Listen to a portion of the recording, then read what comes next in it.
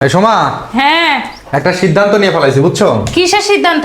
ওই যে উত্তর পাড়ার দক্ষিণ পাড়ার যে জমিগুলো আছে না, হ্যাঁ সবগুলো বিক্রি করে দিয়ে নির্বাচন করব বুঝছো?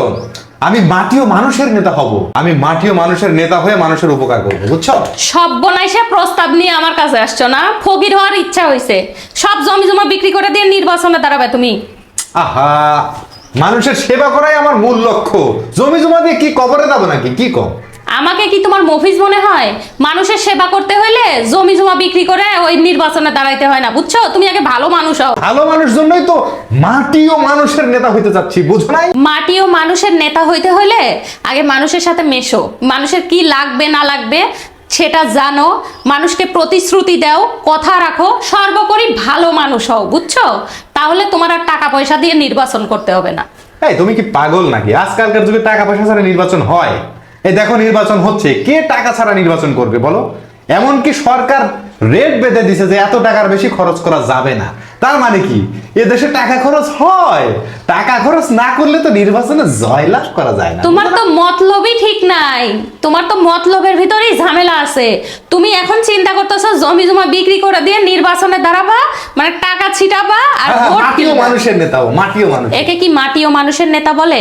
মাটি ও মানুষের নেতা সে যে কৃষকের সাথে মিশে কৃষকের কষ্ট বোঝে, গরিব মানুষের সাথে মিশে গরিব মানুষের কষ্ট বোঝে। নির্বাচনের আগ পর্যন্ত আমিও তো তাই করব।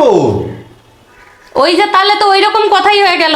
সারা জীবন দেখে আসছি বাংলাদেশের নেতারা বলে যে আমি নির্বাচনে উঠলে সেতু বানায় দেবো, আপনাকে গরু দেবো, ছাগল দেবো। নির্বাচনের পরে তাদের আর দেখাই নাই। বুঝছি তুমি ওইরকম নেতাই হবা, ওরকম নেতার আমার দরকার নাই বুঝছো?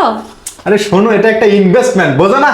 এই ব্যবসা তো বছরে প্রত্যেকদিন আসে না, 5 বছর পর পর 10 বছর পর পর আসে। এবার তো 15 বছর পর আসছে। এই সুযোগ কি হাতছাড়া করা ঠিক হবে?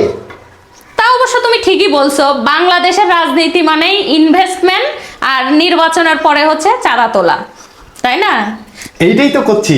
একবার ইনভেস্ট করবো, 5 বছর ধরে পায়ের উপর পা তুলে খাবো আর ঘুমাবো, আর টাকা আসতেই থাকবে। আমার ওইরকম টাকার দরকার নাই।